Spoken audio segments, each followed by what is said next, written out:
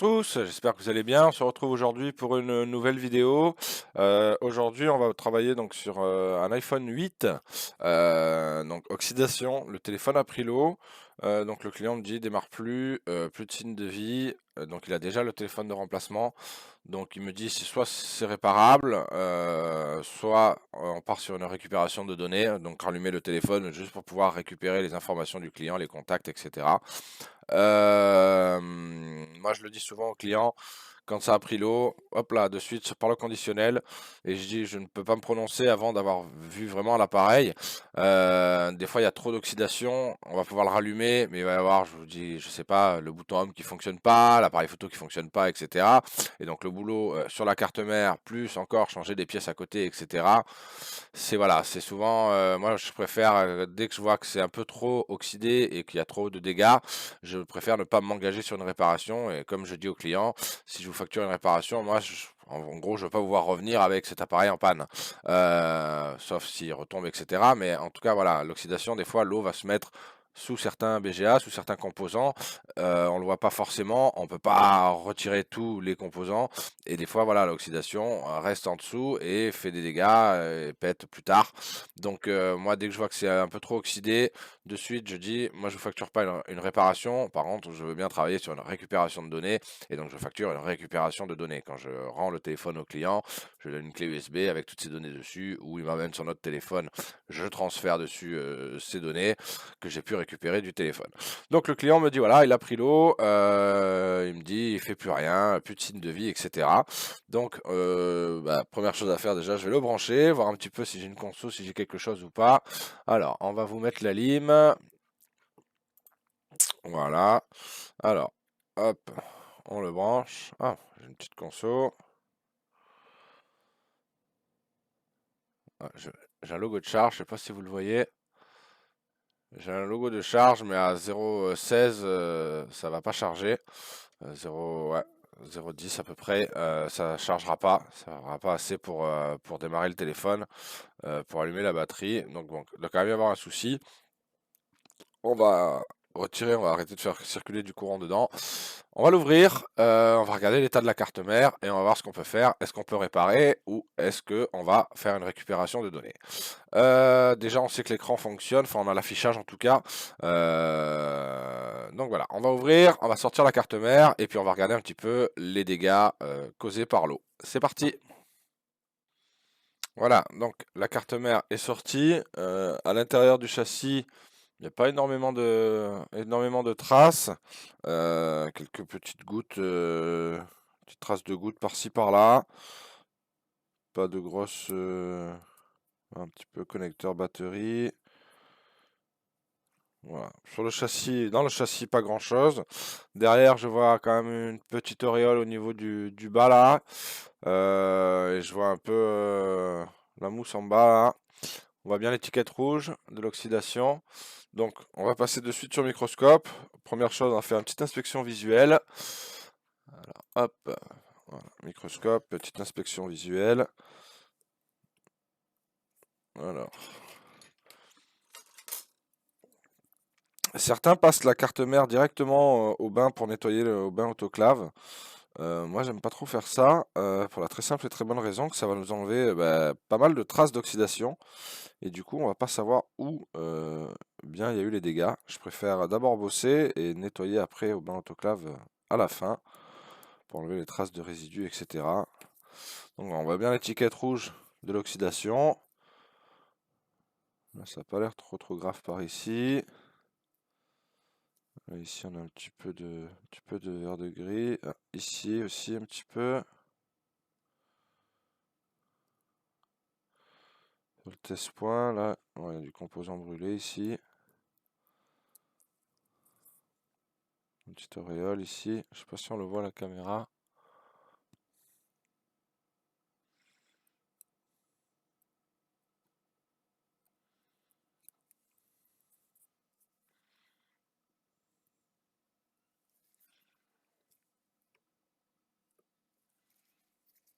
Alors, par ici, il y a du pas très beau. Par ici, là ça a chauffé, une petite bille d'étain, à mon avis lui, il tient pas. Il va sauter directement, voilà. La piste sur la carte mère est arrachée. Lui va nous gérer l'alimentation du bouton home. Là, ici un petit peu, on va enlever. Ça a l'air surtout d'être ciblé vers le bas.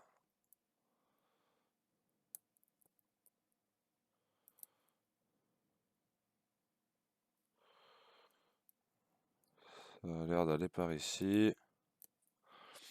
Alors, on va enlever le shield au dos, enfin le petit sticker de protection.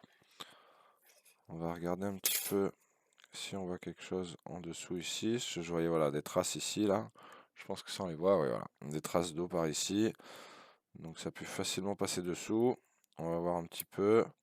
Là derrière, on a tout ce qui va nous gérer l'affichage, etc. Bon, l'affichage fonctionne, hein. On a vu qu'on avait la pile. On avait une faible consommation.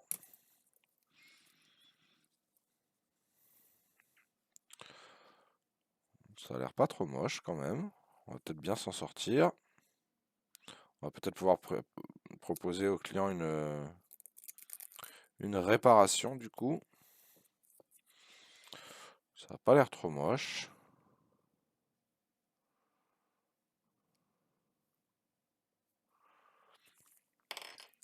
Voilà, on va vérifier déjà au multimètre si on a un court-circuit sur donc, le VDD main, sur la première ligne d'alimentation principale.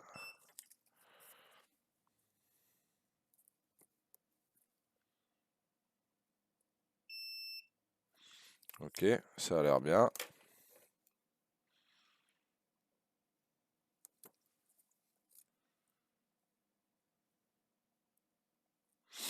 Ça a l'air pas trop mal. On va regarder un petit peu l'alimentation, ce que ça donne.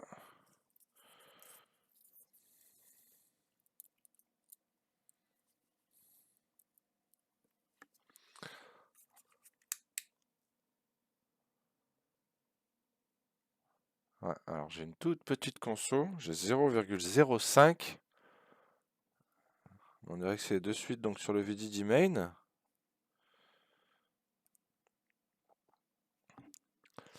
Mais la ligne n'est pas en court-circuit. Alors, on va regarder un petit peu en mode jet ce que ça donne.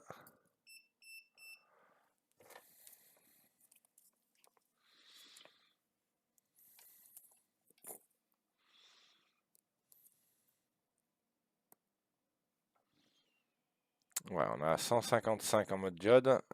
C'est vraiment trop bas. Donc il doit y avoir quand même une fuite ou un petit court-circuit. Alors 0,05 c'est vraiment pas beaucoup. Alors, on va regarder sur les schémas un petit peu ce qui se passe, où est mon oxydation. C'est pour ça que voilà, qu'il ne faut pas de suite balancer le téléphone dans le bain autoclave. Il faut déjà bien regarder où sont les dégâts visuellement, pour pouvoir après regarder du coup sur les schémas, voir un petit peu ce qui a été touché. Voilà, donc on se retrouve sur le bord de vue d'une carte mère d'iPhone 8. Donc nous, on a pas mal d'oxydation par ici, donc lui, que je disais, donc voilà, Mamba, Touch, donc voilà, Touch ID, bouton Home, tactile, là on a quelque chose par ici, donc là c'était un petit condo, rien de bien grave, mais il faudra quand même un petit peu nettoyer ici. On a lui ici, du Mesa encore, et on a par contre la résistance ici, là, celle-ci, là, la petite qui est vraiment pas belle. Je pense qu'on doit remplacer aussi. 16 volts Mesa.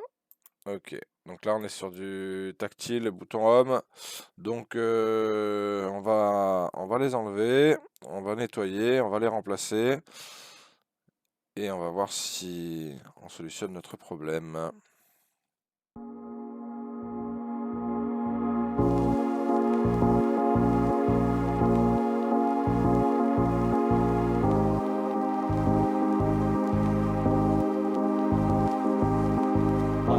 Life is just always mysterious and surprising. You never know what's around the next corner. You never know what's around the next corner. On voit qu'ici ça a quand même bien cramé. Ça n'a pas l'air d'avoir touché le composant d'à côté. C'est déjà bon signe. Alors déjà, on va regarder si en ayant nettoyé un petit peu par ici, on a retrouvé un VDD main avec une valeur plus cohérente.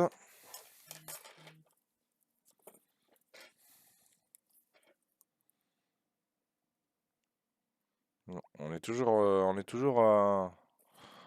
une très basse résistance.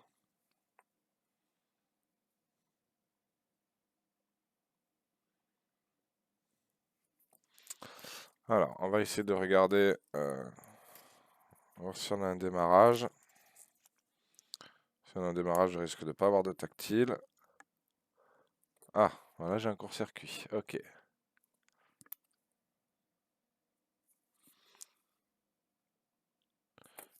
À mon avis, le trou qu'il y a ici. Alors.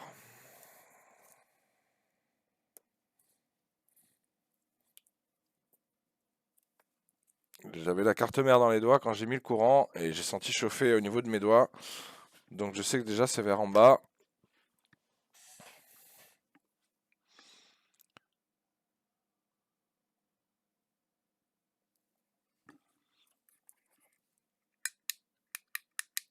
Bingo, là dans le trou. Je sais pas si vous voyez. Il y a même une étincelle. On va essayer de vous montrer ça.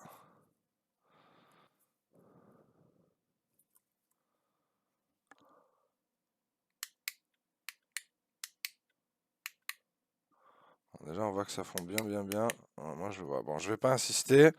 Au fond du trou, j'ai une petite étincelle. Et à mon avis, on a des couches qui se touchent en fait. Donc quand ce condo-là a cramé, il a fait un trou et il y a deux étages de la carte mère qui doivent se toucher. Et du coup, ça fait un court-circuit. Alors on va essayer de nettoyer ça et de voir un petit peu.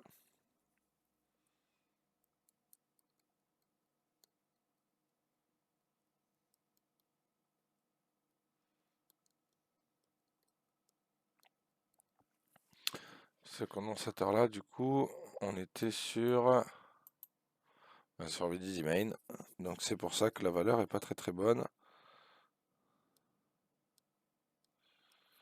Donc en brûlant, il a dû toucher la partie du bas.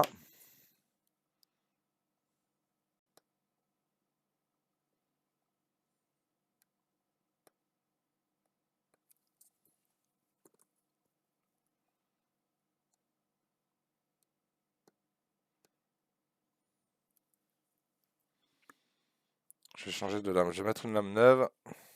Important de travailler avec des outils bien affûtés pour pouvoir être le plus précis possible.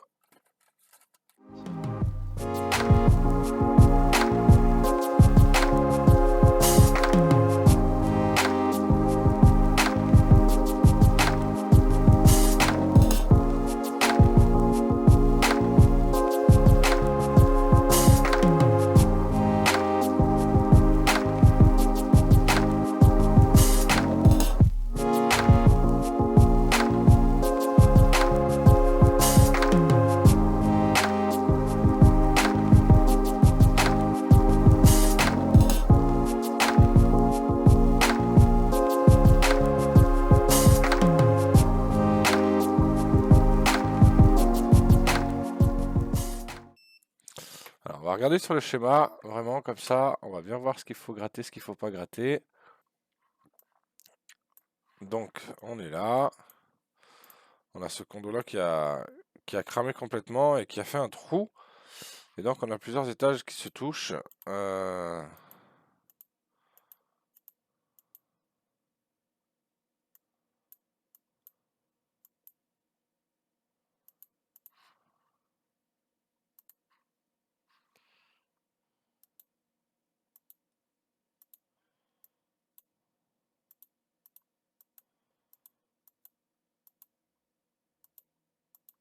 Il n'y a pas grand-chose, on peut enlever du coup, hein. Allez, c'est reparti.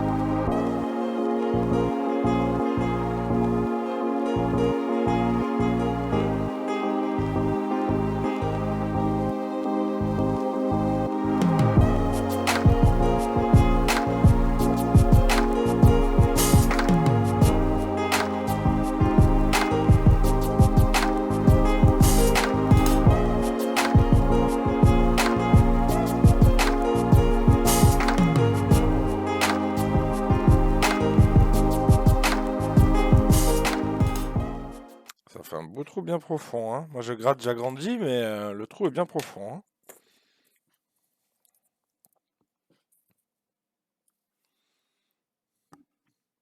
Voilà, on a retrouvé une belle valeur.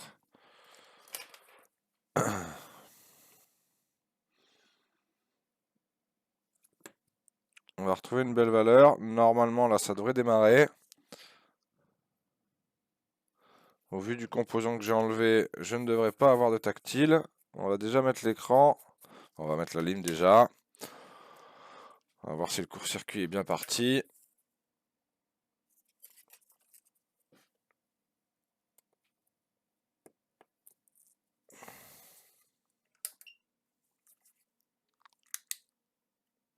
Allez, parfait. J'ai pas de circuit, j'ai plus de conso.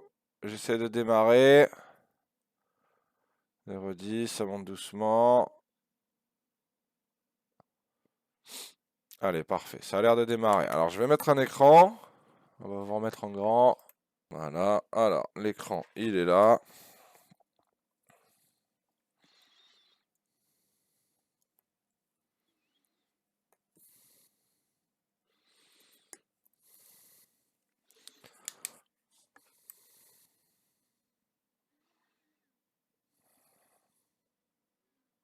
Allez, parfait. J'ai une pomme.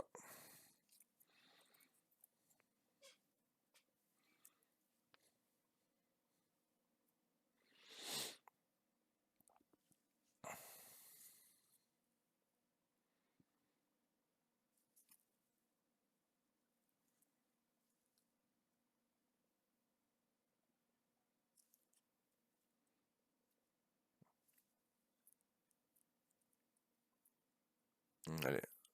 Là, on est bon. Bah, le tactile, il fonctionne. C'est peut-être le bouton M qui devrait pas aller. Le code, je l'ai pas là. Alors, ce que je vais faire, je vais quand même remettre le composant là que j'ai retiré. La petite résistance, parce que je pense que le tactile, il va pas tenir bien longtemps. Ah, c'est un filtre. C'était une résistance à 0. C'est un filtre. On va remettre le filtre. On va remettre le composant. On va remonter. Retester. On va voir déjà aussi si j'ai pas de problème de charge.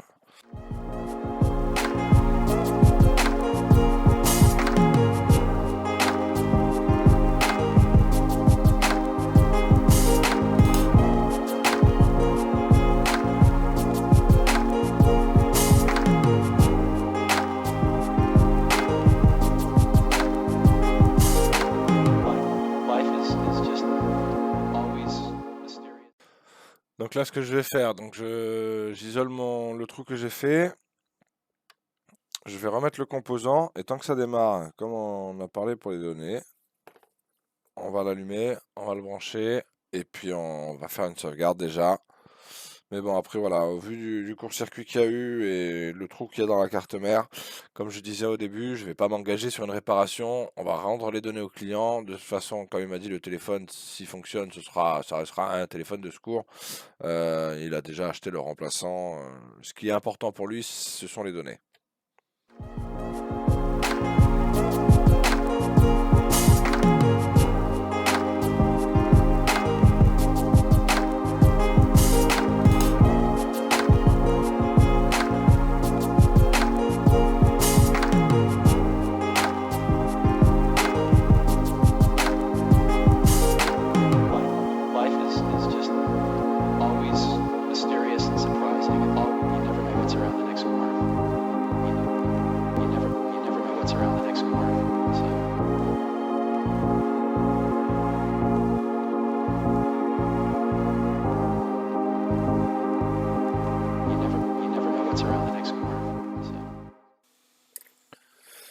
Donc ce que je vais faire, je vais le mettre dans le châssis, je vais le brancher à la lime, je vais brancher le connecteur de charge, l'écran, je vais l'allumer et je vais de suite faire ma sauvegarde. Je n'aurai pas le temps de m'amuser entre guillemets à le réparer. parce que j'ai même pas regardé s'il chargeait ou pas. Donc là, voilà, ce que je vais faire, bon, ben, je vais le sauvegarder, je vais faire un backup complet, et puis je le mets de côté, je continuerai la vidéo plus tard si jamais j'ai le temps. Mais bon, je vous avoue que c'est un peu short timing. Donc voilà, en tout cas, le téléphone a pris l'eau, on a vu un trou dans la carte mère assez profond, hein, on est parti sur plusieurs couches. Donc un court-circuit en interne de la carte mère, c'était pas un composant en lui-même qui était brûlé et en court-circuit, c'est vraiment quand il y a eu le trou, il y a plusieurs couches de carte mère, il y a une couche qui touchait une autre. Donc voilà, on a gratté, on a isolé les couches en question. Faudrait que je vois si tout fonctionne, etc. Mais je vous dis, sur celui-ci, je m'engagerai plus sur une récupération de données. Comme ça, voilà, je facture au client le travail qui est fait, il a récupéré ses données. Et puis je pense que dans le pire des cas, je rendrai le téléphone, donc voilà, il s'allume. Mais moi, je ne garantis pas l'appareil. Je garantis la récupération de données. Vous avez vos données, mais je ne m'engage pas sur la fiabilité de l'appareil. Donc voilà, j'espère que ça vous a plu, c'était sympa. Moi j'aime bien les petits trous dans la carte mère, c'est rigolo. Des fois il y a des pistes qui sont coupées et qu'on doit aller rechercher ailleurs, refaire, etc. On en fera une sûrement un de ces quatre. Donc voilà, j'espère que cette vidéo vous aura plu. On n'oublie pas, on like, on commente, on s'abonne, on active la cloche, on fait tout ce qu'il faut. On se retrouve très vite pour une prochaine vidéo et en attendant, prenez soin de vous.